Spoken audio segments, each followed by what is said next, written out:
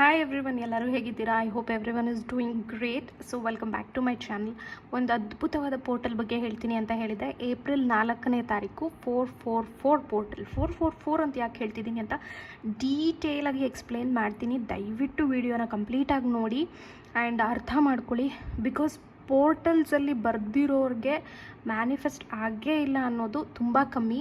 In case ನಿಮಗೆ ಆಗಿಲ್ಲ ಅಂದರೆ ದಯವಿಟ್ಟು ವೆಯ್ಟ್ ಮಾಡಿ. You will definitely you will definitely get wish fulfilled. ಓಕೆನಾ? ಸೊ ನನ್ನ ಒಬ್ಬರು ಶೇರ್ ಮಾಡಿದರು, ಅವ್ರದ್ದು ಎಂಗೇಜ್ಮೆಂಟ್ ಆಗಿದೆ ಅಂತ ಬರೆದಿದ್ರು ಅಂತ. ಎಂಗೇಜ್ಮೆಂಟ್ ಆಗಿದೆ. ನಾನು ಅದನ್ನೆಲ್ಲ ನಿಮಗೆ ಕಮ್ಯುನಿಟಿಯಲ್ಲಿ ಪೋಸ್ಟ್ ಮಾಡ್ತೀನಿ, ನೀವು ಅಲ್ಲಿ ಹೋಗಿ ಚೆಕ್ ಮಾಡ್ಬೋದು. ಓಕೆ, ಎಸ್, ಫಸ್ಟು ಎಕ್ಸ್ಪ್ಲೇನ್ ಮಾಡಿಬಿಡ್ತೀನಿ 444 ಯಾಕೆ ಇಷ್ಟು ಪವರ್ಫುಲ್ ಅಂತ ಹೇಳ್ತಿದ್ದೀನಿ ಅಂತ. ಬಿಕಾಸ್ ಈ ಒಂದು ದಿನ ನಿಮಗೆ ಮ್ಯಾನಿಫೆಸ್ಟ್ ಆಗದೆ ಇರೋಕ್ಕೆ ಸಾಧ್ಯನೇ ಇಲ್ಲ. ಬಟ್ ವಿಶ್ ನೀವು ಹೇಗೆ ಬರೀತೀರಾ, ಯಾವುದು ಬರೀತೀರಾ ಆ್ಯಂಡ್ ಎಷ್ಟು ಟೈಮಲ್ಲಿ ಫುಲ್ಫಿಲ್ ಆಗುತ್ತೆ ಅನ್ನೋದು ನಿಮಗೆ ಐಡಿಯಾ ಇರಲಿ. ಓಕೆ, ಸೊ ಬಟ್ ಇಲ್ಲಿ ಇವತ್ತು ನೀವು ಅವತ್ತಿನ ದಿನ 4ನೇ ತಾರೀಕು 3 ವಿಷ್ನ ಬರೀಬೇಕು. ಇನ್ ಕೇಸ್ ಯಾರಾದರೂ ಪೋರ್ಟಲ್ನ ಮಿಸ್ ಮಾಡ್ಕೋಬೇಡಿ, ಬಟ್ ಮಿಸ್ ಮಾಡಿಕೊಂಡ್ರೆ ಟ್ರೈ ಮಾಡಿ. ಯಾವಾಗಾದರೂ ನೋಡಿದಾಗಲೂ ಕೂಡ ನೀವು ಬರಿಬೋದು. ಓಕೆ, ಎಸ್, ಫಸ್ಟು ನಾನು ಎಕ್ಸ್ಪ್ಲೇನ್ ಮಾಡಿಬಿಡ್ತೀನಿ 44 ಪೋರ್ಟಲ್ ಯಾಕೆ ವೆರಿ ಮಚ್ ಇಂಪಾರ್ಟೆಂಟ್ ಅನ್ನೋದು. ಇಲ್ಲಿ ನಮಗೆ ಈ ವರ್ಷ 2024 ಅಲ್ವಾ, 2024. So it ends with 4. So April 4ನೇ ತಾರೀಕು 4ನೇ ತಿಂಗಳು ಆ್ಯಂಡ್ ಎಂಡಿಂಗ್ ನಂಬರ್ 4. ತುಂಬ ಒಂದು ಸ್ಟೆಪ್ ಮುಂದೆ ಹೋಗಿ ಇನ್ನೊಂದು ವಿಶೇಷತೆ ಏನು ಅಂತ ಹೇಳ್ತೀನಿ ನಾನು. ಇವಾಗ ನೋಡಿ, 4 + 4 8, 8 + 4 = 12. ಕರೆಕ್ಟಾ? ಸೊ ಇದನ್ನು ಸಿಂಗಲ್ ಡಿಜಿಟ್ ಮಾಡಬೇಕು ಅಂದರೆ ನಮಗೆ ಬರೋದು ನಂಬರ್ 1 + 2 = 3. 3 ರೆಪ್ರೆಸೆಂಟ್ ಜುಪಿಟರ್ನ ರೆಪ್ರೆಸೆಂಟ್ ಮಾಡುತ್ತೆ, ಅಂದರೆ ಗುರುಗ್ರಹನ ರೆಪ್ರೆಸೆಂಟ್ ಮಾಡುತ್ತೆ. ಸೊ ಯಾಕೆ ನಾನು ಗುರುಗ್ರಹದ ಬಗ್ಗೆ ಹೇಳ್ತಾ ಇದ್ದೀನಿ? ಫಸ್ಟ್ ಆಫ್ ಆಲ್, ಗುರು ಬಲ ಇದ್ರೇ ನಿಮಗೆ ಏನು ಬೇಕಿದ್ರೂ ಮ್ಯಾನಿಫೆಸ್ಟ್ ಆಗೋಕ್ಕೆ ಸಾಧ್ಯ. ನಿಮ್ಮ ಲೈಫಲ್ಲಿ ನಿಮ್ಗೆ ಏನೇ ಒಂದು ಕೆಲಸ ಆಗಬೇಕು, ಕಾರ್ಯ ಆಗಬೇಕು ಅಂದರೆ ಗುರು ಚೆನ್ನಾಗಿರಬೇಕು. ಓಕೆ, ಸೊ ಗುರುನ ನೀವು ಎನ್ಹ್ಯಾನ್ಸ್ ಮಾಡ್ಬೋದು ಈ ದಿನ. ನಿಮ್ಮ ಎಲ್ಲ ಒಂದು ವಿಷಯಗಳಿಗೆ ಬಲ ಕೊಡೋದು ಗುರು. ಸೊ ಈ 4ನೇ ತಾರೀಕು ಬಂದಿರೋದು ಅಷ್ಟೇ ಗುರುವಾರದ ದಿನ. ಓಕೆ, ಸೊ ಅವತ್ತು ಸಾಯಿಬಾಬನ ದಿನ, ಯಾರು ರಾಘವೇಂದ್ರ ಸ್ವಾಮಿನ ನಂಬ್ತೀರಾ ಅವ್ರ ದಿನಗೆ ಬರುತ್ತೆ. ಓಕೆನಾ? ಗುರುವಾರ, ಗುರುಗಳ ಆರಾಧನೆ ಮಾಡೋ ದಿನ ಗುರುವಾರ. ಓಕೆ, ಸೊ ಅದಕ್ಕೆ 3ನೇ ತಾರೀಕು ಬಂದಿರೋದ್ರಿಂದ ನೀವು ಈ ಟೆಕ್ನಿಕ್ನ ಮಾಡಲೇಬೇಕು. 3 ವಿಷಸ್ ಯಾಕೆ ಹೇಳಿದ್ದೀನಿ ಅಂದರೆ ನಂಬರ್ 3 ರೆಪ್ರೆಸೆಂಟ್ಸ್ 3 ವಿಷಸ್ ಅಂತ. ಸೊ ಬನ್ನಿ ಯಾವ ರೀತಿ ವಿಶ್ನ ಫುಲ್ಫಿಲ್ ಮಾಡ್ಕೊಳ್ಳೋಣ ಅಂತ ಹೇಳ್ತೀನಿ. ಈ ರೀತಿ ಒಂದು ಪ್ಲೇನ್ ಪೇಪರ್ನ ತೊಗೊಳ್ಳಿ, ಪ್ಲೇನ್ ವೈಟ್ ಪೇಪರ್. ಈ ಸೈಜ್ ತೊಗೊಂಡ್ರು ಓಕೆ, ಇಲ್ಲ ಅಂದರೆ ನಿಮಗೆ ಬೇಕು ಅಂದರೆ ದೊಡ್ಡ ಸೈಜ್ನ ತೊಗೋಬೋದು. ಪೀರಿಯಡ್ಸಲ್ಲಿರೋರು ಕೂಡ 100% ಮಾಡ್ಬೋದು, ಅದಕ್ಕೂ ಇದಕ್ಕೂ ಸಂಬಂಧ ಇಲ್ಲ. ಸೊ ಫಸ್ಟು ನಿಮಗೆ 3 ಇಂಪಾರ್ಟೆಂಟ್ ವಿಶ್ ಏನಿದೆ ಅನ್ನೋದನ್ನು ಮೈಂಡಲ್ಲಿ ಮೊದಲೇ ಇಟ್ಕೊಂಡ್ಬಿಡಿ. ಓಕೆ, ಮೊದಲೇ ನೀವು ಮೈಂಡಲ್ಲಿ ನೋಟ್ ಮಾಡ್ಕೊಂಡ್ಬಿಡಿ ನಿಮಗೆ ಏನು ವಿಶ್ ಬೇಕು ಅನ್ನೋದು. ದೆನ್ ಇಲ್ಲಿ ಬರೆಯೋಕ್ಕೆ ಸ್ಟಾರ್ಟ್ ಮಾಡಿ. ಹೇಗೆ ನಾನು ಹೇಳ್ತೀನಿ. ನಂಬರ್ 4ನ ನೀವು ಬರ್ಕೋಬೇಕು, ದೊಡ್ಡದಾಗಿ ಬರೀರಿ. ಆ್ಯಂಡ್ ಈ ಒಂದು ರಿಚುವಲ್ನ ಯಾರು ಪ್ರೈವಸಿ ಇಶ್ಯೂ ಇದೆ, ಹಿಡ್ಕೊಳ್ಳೋಕ್ಕಾಗಲ್ಲ ಇದನ್ನು ನೀವು ಬರೆದಿರೋದು ಅಂದರೆ ಅವರು ಅವತ್ತಿಂದನೇ ಬರ್ನ್ ಮಾಡಿ ಯೂನಿವರ್ಸ್ಗೆ ಆ್ಯಶಸ್ನ ಬ್ಲೋ ಮಾಡಿ. ಹಾಗೆ ನಿಮ್ಮ ಮೊಬೈಲಲ್ಲಿ ಬೇಕಿದ್ರೆ ಫೋಟೋನ ಕ್ಲಿಕ್ ಮಾಡಿ ಇಟ್ಕೊಂಡಿರಿ. ಯಾವಾಗೆಲ್ಲ ಆಗುತ್ತೆ ಆ ಫೋಟೋನ ನೋಡ್ತಾ ಬರಬಹುದು ನೀವು. ಓಕೆ, ಸೊ ವಿಶ್ನ ಇಡ್ಕೋಬೋದು ಮೇಡಮ್, ನಮಗೆ ಏನೂ ಪ್ರೈವಸಿ ಇಶ್ಯೂ ಇಲ್ಲ ಅಂದರೆ ದಯವಿಟ್ಟು ನಿಮ್ಮ ಮನೆಯ ವಾಲಲ್ಲಿ ಸ್ಟಿಕ್ ಮಾಡಿ. ಯಾವ ದಿಕ್ಕಿಗಾದ್ರೂ ಪರವಾಗಿಲ್ಲ, ಏನೂ ತೊಂದರೆ ಇಲ್ಲ. ಇಲ್ಲ ಯಾವುದಾದ್ರೂ ಒಂದು ಬುಕ್ಕಲ್ಲಿಡಿ, ಇಲ್ಲ ಮಡಿಸ್ಬಿಟ್ಟು ನಿಮ್ಮ ಪಿಲ್ಲೋ ಕೆಳಗೆ ಹಾಕ್ಕೊಳ್ಳಿ, ಇಲ್ಲ ನಿಮ್ಮ ಡ್ರಾವರಲ್ಲಿಡಿ. You can do so many things. Okay, so ಈಗ ನೀವು ನಂಬರ್ 4ನ್ನು ಬರೀಬೇಕು ಈ ರೀತಿ. ಓಕೆ, ನನಗೆ ಇಲ್ಲಿ ಸ್ವಲ್ಪ ಕ್ಯಾಮ್ರಾ ಹಿಡ್ಕೊಂಡು ಬರೆಯೋಕ್ಕೆ ಅಷ್ಟು ಸರಿ ಹೋಗಲ್ಲ.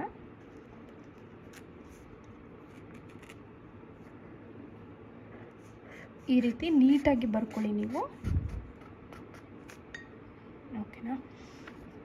ಸರಿ, ಈ ರೀತಿ ಬರೆದ ಮೇಲೆ ನಂಬರ್ 4 ನೀಟಾಗಿ ಬರೆದ್ಮೇಲೆ ಇಲ್ಲಿ ನಿಮ್ಮದು ಒಂದು ವಿಶ್ ಬರೀತೀರಾ, ಇಲ್ಲಿ ಒಂದು ವಿಶ್ ಬರೀತೀರಾ, ಇಲ್ಲಿ ಒಂದು ವಿಶ್ ಬರೀತೀರಾ. ಓಕೆ, ಬೇಕಿದ್ರೆ ನೀವು ಮೇಲ್ಗಡೆ ಓಂ ಸಾಯಿರಾಮ್ ಅಥವಾ ನಿಮ್ಮ ಯಾವ ಇಷ್ಟ ದೇವತೆ ಇದೆ ಅದನ್ನು ನೀವು ಇಲ್ಲಿ ಮೆನ್ಷನ್ ಮಾಡಬಹುದು. ಸೊ ಇದಕ್ಕೆ ಯಾವ ಕಲರ್ ಪೆನ್ನನ್ನು ಬಳಸಬೇಕು ಅಂದರೆ orange is for manifestation. So ನೀವು orange colour sketch pen anything you can use. ಇಲ್ಲ ಅಂತ ಹೇಳಿದ್ರೆ ನಿಮಗೆ ಯಾವುದು ಅನುಕೂಲ ಇಲ್ಲ ಅಂತ ಹೇಳಿದ್ರೆ ರೆಡ್ ಆರ್ ಬ್ಲೂನ ಬಳಸಿ. ಓಕೆ, ಈಗ ಸೊ ಯಾರಾದರೂ ಈಗ ಎಕ್ಸಾಮ್ಸ್ ಎಲ್ಲ ನಡೀತಾ ಇದೆ, ತುಂಬ ಜನ ಸ್ಟೂಡೆಂಟ್ಸ್ ಎಕ್ಸಾಮ್ಸ್ನ ಬರೆದಿದ್ದೀರ. ಸೊ ಇಲ್ಲಿ ಆಲ್ರೆಡಿ ನಿಮ್ಮ ವಿಶ್ ಫುಲ್ಫಿಲ್ ಆಗೋಗಿದೆ ಅನ್ನೋ ಥರ ಇಲ್ಲಿ ಹೊರಗಡೆ ನೀವೇನಂತ ಬರೀಬೇಕು, thank you universe, I have scored 98% in my exams. Okay, ಎಷ್ಟು ಲೈಕ್ ಬ್ಯೂಟಿಫುಲ್ಲಾಗಿ ಕಾಣಿಸ್ತಾ ಇದೆ ಅಲ್ವಾ? ಸೊ ಈ ರೀತಿ ನೀವು ಬರಿಬೋದು. ನೆಕ್ಸ್ಟ್ ಪೇಜನ್ನು ಈ ಥರ ಟರ್ನ್ ಮಾಡ್ಕೊಳ್ಳಿ. ಇಲ್ಲಿ ಥ್ಯಾಂಕ್ ಯು ಯೂನಿವರ್ಸ್. ಸೊ ಒಂದು ಕೆಲಸ ಮಾಡಿ ಗೈಸ್, ಯಾರೂ ಕೂಡ ಒಂದು ಚಿಕ್ಕದಾಗಿ 4ನ ಬರಿಬೇಡಿ, ಆದಷ್ಟು ದೊಡ್ಡದಾಗಿ ಬರೀರಿ. ಬಿಕಾಸ್ ನಿಮ್ಮ ವಿಶ್ನ ಬರಿಬೇಕಾದ್ರೆ ಈ ಲೈನ್ಸ್ಗಳಿಗೆ ತಾಕಬಾರ್ದು, ಲೈನಿಂದ ದೂರ ಇರಬೇಕು. ಇಲ್ಲಿ ನೋಡ್ಬೋದಲ್ವ ನೀವು, ಇಲ್ಲಿ ನಾನು ಯಾವುದು ಅಕ್ಷರ ಎಲ್ಲ ತಾಕೋ ಥರ ಬರೆದಿಲ್ಲ, ದೂರ ಬರೆದಿದ್ದೀನಿ. ಸೊ ನೀವು ಹಾಗೆ ದೂರ ಬರಿಬೇಕು. ಆದಷ್ಟು ದೊಡ್ಡದಾಗಿ 4ನ ನೀವು ಬರ್ಕೊಳ್ಳೋದ್ರಿಂದ ನಿಮಗೆ ಏನಾಗುತ್ತೆ, ವಿಶ್ ಬರೆಯೋಕ್ಕೆ ಜಾಸ್ತಿ ಜಾಗ ಇರುತ್ತೆ. ಇಲ್ಲೆಲ್ಲ ಸ್ಪೇಸ್ ಇದ್ದರೆ ನಡೆಯುತ್ತೆ, ಬಟ್ ಆದಷ್ಟು ನೀವು ಈ ಲೈನಲ್ಲೇ ಬರೆಯೋ ಥರನೇ ಇರಲಿ. ಓಕೆನಾ? ಸೊ ಹಗಲೆಲ್ಲ ನೀವು ಪದೇ ಪದೇ ಅದನ್ನು ಬರೆದ್ಬಿಟ್ಟು ಅದು ಸರಿ ಹೋಗಲಿಲ್ಲ ಅಂತ ಅಳಿಸೋದು, ಗೀಚಾಕೋದು, ಅದನ್ನು ಸುಟ್ಟಾಕೋದು, ಆ ರೀತಿ ದಯವಿಟ್ಟು ಮಾಡ್ಕೋಬೇಡಿ. ಯಾಕೆಂದರೆ ನಾನು ತುಂಬ ನೋಡಿದ್ದೀನಿ, ನಾನು ಏನು ಹೇಳ್ಕೊಟ್ಟಿರ್ತೀನಿ ಅದನ್ನೇ ಹೇಗೇಗೋ ಮಾಡೋಕ್ಕೆ ಹೋಗಿರ್ತೀರ, ಮತ್ತು ಅದನ್ನೇ ಒಂದು ನೆಗೆಟಿವ್ ಆಗಿ ತೊಗೊಂಡು ಬಂದುಬಿಡ್ತೀರ. ಮ್ಯಾಮ್ ಹಿಂಗಾಗೋಯ್ತು, ಅದನ್ನೇನು ಮಾಡಲಿ, ಟೆನ್ಷನ್ ಆಗ್ತಿದೆ ಅಂತ. ಸೊ ಅದಕ್ಕೆ ನಾನು ಫಸ್ಟಿಗೆ ಹೇಳ್ತಿದ್ದೀನಿ, ಬರ್ಕೊಳ್ಳೋದನ್ನೇ ಒಂದು ಸ್ವಲ್ಪ ದೊಡ್ಡದಾಗಿ ಬರ್ಕೊಂಬಿಡಿ. 4ನ ದೊಡ್ಡದಾಗಿ, ಎಷ್ಟು ದೊಡ್ಡದಾಗುತ್ತೋ ಸಾಧ್ಯ ಅಷ್ಟು ದೊಡ್ಡದಾಗಿ ಬರೀರಿ. ಆವಾಗ ನಿಮಗೆ ವಿಶ್ ಬರೆಯೋದಕ್ಕೆ ಈಸಿ ಆಗುತ್ತೆ. ಸೊ ಈಗ ಯಾರಾದರೂ ಜಾಬ್ ಮ್ಯಾನಿಫೆಸ್ಟ್ ಮಾಡ್ತಾ ಇದ್ದೀರಾ ಅಂದ್ಕೊಳ್ಳಿ. ಐ ಆ್ಯಮ್ ವರ್ಕಿಂಗ್ ಇನ್ ಯಾವುದಾದ್ರೂ ಒಂದು ಕಂಪ್ನಿ ಬರೀರಿ, ವಿಪ್ರೋ, ನಿಮ್ಗೆ ಯಾವುದು ಡ್ರೀಮ್ ಕಂಪ್ನಿ ಇರುತ್ತಲ್ಲ ಅದು. ಓಕೆನಾ? ನೆಕ್ಸ್ಟು ಹೀಗೆ ತಿರುಗಿಸಿ ನೋಡಿ, ನಾನು ಯಾವ ಥರ ಬರ್ತಿದ್ದೀನಿ, ದಯವಿಟ್ಟು ವೀಡಿಯೋನ ಕರೆಕ್ಟಾಗಿ ನೋಡಿಕೊಂಡು ಬರೀರಿ. ಆಮೇಲೆ ಅರ್ಧ ಮಾಡ್ಕೋಬೇಡಿ. Thank you universe. Okay,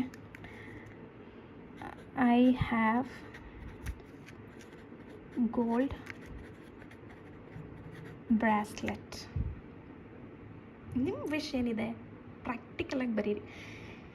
so ಈಗ ನೀವು ಕಾಲ್ನ ಮ್ಯಾನಿಫೆಸ್ಟ್ ಮಾಡಬೇಕು ಅಥವಾ ಮ್ಯಾರೇಜ್ ಮ್ಯಾನಿಫೆಸ್ಟ್ ಮಾಡಬೇಕು. ನಿಮ್ಮ ಏಜ್ 25 ಆಗಿದ್ದು ನಿಮಗೆ ಮದುವೆ ಮಾಡೋಕ್ಕೆ ಹುಡುಗನ ನೋಡ್ತಾ ಇದ್ದಾರೆ ಅಂದರೆ ಮಾತ್ರ ಬರೀರಿ. ಬಿಕಾಸ್ ನಿಮ್ಮ ಏಜು 20 ಆಗಿಬಿಟ್ಟು ನೀವು ನನ್ನ ಹುಡುಗನ ಜೊತೆಗೆ ಮದುವೆ ಮಾಡ್ಕೋಬೇಕು ಅನ್ನೋದಾದರೆ ನಿಮಗೆ ಅದು ಯಾವಾಗ ಕೂಡಿ ಬರಬೇಕು, 25 ವರ್ಷ 26 ವರ್ಷಕ್ಕೆ, ಕರೆಕ್ಟಾ? ಇವಾಗಂತೂ ಯಾರೂ ಅರ್ಲಿ ಮ್ಯಾರೇಜ್ ಅಂತೂ ಮಾಡ್ಕೊಳ್ಳಲ್ಲ. ಸೊ ಆ ಥರದ ವಿಷಸ್ ಎಲ್ಲ ಬರಿಬೇಡಿ. ಇನ್ನು 1 ಇಯರ್ ಒಳಗಡೆ ನಿಮಗೇನು ವಿಶ್ ಫುಲ್ಫಿಲ್ ಆಗಬೇಕು, ನಿಮ್ಗೆ ಯಾರಾದರೂ ಕ್ರಶ್ ಇದ್ದಾರಾ? So I am thankful and grateful, thank you universe, my so and so person accepted me. ಓಕೆನಾ? ಈ ರೀತಿ ಬರೀರಿ. ಆ್ಯಂಡ್ ನಿಮ್ದು ಏನೇ ವಿಶ್ ಇದ್ರೂ ಆಲ್ರೆಡಿ ಆಗೋಗಿರೋ ಥರ ನೀವು ಆಲ್ರೆಡಿ ಪ್ರೆಸೆಂಟ್ ಅದನ್ನು ಮಾಡ್ತಾ ಇರಬೇಕು. ಫಾರ್ ಎಕ್ಸಾಂಪಲ್ ನೋಡಿ, ನಾನಿಲ್ಲಿ I am working in Wipro ಅಂತ ಬರ್ತಿದ್ದೀನಿ ಅಂದರೆ ಪ್ರೆಸೆಂಟ್ ನಾನು ವಿಪ್ರೋ ಕಂಪ್ನಿಲಿ ವರ್ಕ್ ಮಾಡ್ತಿದ್ದೀನಿ ಅಂತ ಬರ್ತಿದ್ದೀನಿ. I have scored 98% in my exams ಅಂತ ಬರ್ತಿದ್ದೀನಿ. ಬಿಕಾಸ್ ಎಕ್ಸಾಮ್ ಆಗೋಗಿದೆ. ಓಕೆನಾ? ಸೊ ಈಗ ನಾವು ರಿಸಲ್ಟ್ ಬರೋಕ್ಕೆ ವೆಯ್ಟ್ ಮಾಡ್ತಾ ಇದ್ದೀವಿ. ನನಗೆ ರಿಸಲ್ಟ್ ಬಂದಿದೆ ಅಂತ ಬರ್ತಿದ್ದೀನಿ. ಐ ಹ್ಯಾವ್ ಗೋಲ್ಡ್ ಬ್ರಾಸ್ಲೆಟ್ ಅಂತ ಬರ್ತಿದ್ದೀನಿ. I am wearing gold bracelet ಆ ಥರ ಅಲ್ಲ. ಐ ಹ್ಯಾವ್ ಗೋಲ್ಡ್ ಬ್ರಾಸ್ಲೆಟ್ ಅಂದರೆ ನಾನು ಆಗಲೇ ಪರ್ಚೇಸ್ ಮಾಡ್ಕೊಂಡಿದ್ದೀನಿ. ಸೊ ಡಿಫ್ರೆನ್ಸ್ ಗೊತ್ತಾಗ್ತಾ ಇದೆ ಅಲ್ವಾ ನಿಮಗೆ? ಈಗ ನೀವು I have worked in Wipro ಅಂತ ಹೇಳೋಕ್ಕಾಗಲ್ಲ, ನಾನು ವಿಪ್ರೋದಲ್ಲಿ ಕೆಲಸ ಮಾಡಿದ್ದೆ ಅಂತ ಹೇಳೋಕ್ಕಾಗಲ್ಲ. ನೋ, ನಾನೀಗ ಪ್ರೆಸೆಂಟ್ ವಿಪ್ರೋದಲ್ಲಿ ಕೆಲಸ ಮಾಡ್ತಿದ್ದೀನಿ ಅಂತ ಹೇಳಬೇಕು.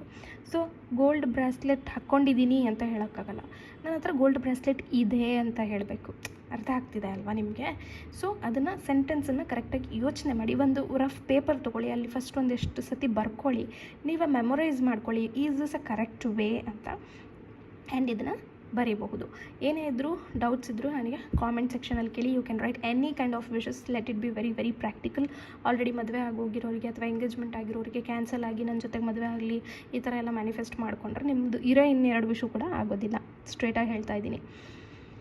ಆ್ಯಂಡ್ ಕನ್ನಡದಲ್ಲಿ ಹೇಳಲ್ಲ ಅಂತಲೇ ಹೇಳ್ತೀರಾ ಅಲ್ವಾ? ಇಲ್ಲಿ ನೋಡಿ, ಐ ಹ್ಯಾವ್ ಸ್ಕೋರ್ಡ್ 98%. ನೀವು ಬೇರೆಯವ್ರಿಗೆ ಕೂಡ ಮಾಡಬಹುದು. ಅಂದರೆ ಫಾರ್ ಎಕ್ಸಾಂಪಲ್, ನೀವು ನಿಮ್ಮ ಹುಡುಗನಿಗೆ ಜಾಬ್ ಸಿಗಬೇಕು ಅಂತ ಇರುತ್ತೆ ಅಂದ್ಕೊಳ್ಳಿ.